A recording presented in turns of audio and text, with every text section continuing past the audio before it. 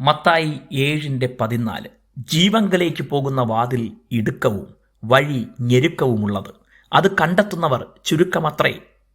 സാക്ഷാൽ ജീവനായ ക്രിസ്തു ജീവനെക്കുറിച്ച് എന്തെങ്കിലും പറഞ്ഞിട്ടുണ്ടെങ്കിൽ അത് അന്തിമമാണ്.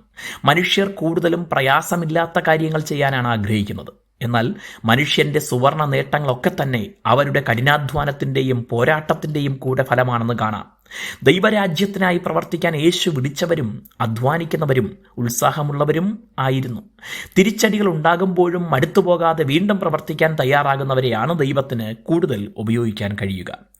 ജീവനിലേക്ക് പോകുന്ന വാതിലെന്ന് യേശു പറയുന്നത് നിത്യജീവനെക്കുറിച്ചാണ്. ചിലർ ഈ ഭൂമിയാണ് എല്ലാം എന്ന് കരുതുന്നു.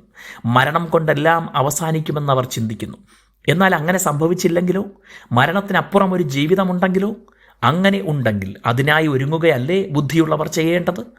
അങ്ങനെ ഒരുങ്ങിയാൽ, അഥവാ മരണത്തിനപ്പുറം ഒരു ജീവിതമില്ലെങ്കിൽ കൂടെ നഷ്ടപ്പെടാനൊന്നുമില്ലല്ലോ. ദൈവത്തെ ഭയപ്പെട്ട് അവിടുത്തെ കൽപ്പനകൾ അനുസരിച്ച് ജീവിക്കുന്നതിനാൽ ഈ ലോകത്തിലും അച്ചടക്കമുള്ളതും പുരോഗമനപരവുമായ ജീവിതം നയിക്കാൻ കഴിയും. എന്നാൽ പലർക്കും ദൈവ വഴികളിൽ ജീവിക്കുക എന്നത് പ്രയാസമുള്ള ഒരു കാര്യമാണ്. ലോകത്തിൻ്റെ വഴികളിൽ എന്ന പോലെ താൽക്കാലിക സുഖഭോഗങ്ങളിൽ മുഴുകി ജീവിക്കാനാവുകയില്ല എന്നതാണ് അതിൻ്റെ പ്രധാന കാരണം. അങ്ങനെ ജീവിക്കുമ്പോൾ ചിലർ ഭോഷന്മാർ എന്ന് ആക്ഷേപിച്ചെന്നിരിക്കും.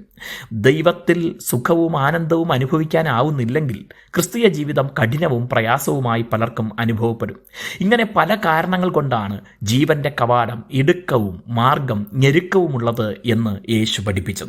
അത് കണ്ടെത്തുന്നവർ ചുരുക്കമത്രേ എന്ന് അവിടുന്ന് തന്നെ പറഞ്ഞിരിക്കുന്നതിനാൽ ഭൂരിഭാഗം പേരും അതിലേക്ക് വരാത്തതോർത്ത് സംശയിക്കേണ്ടതില്ല.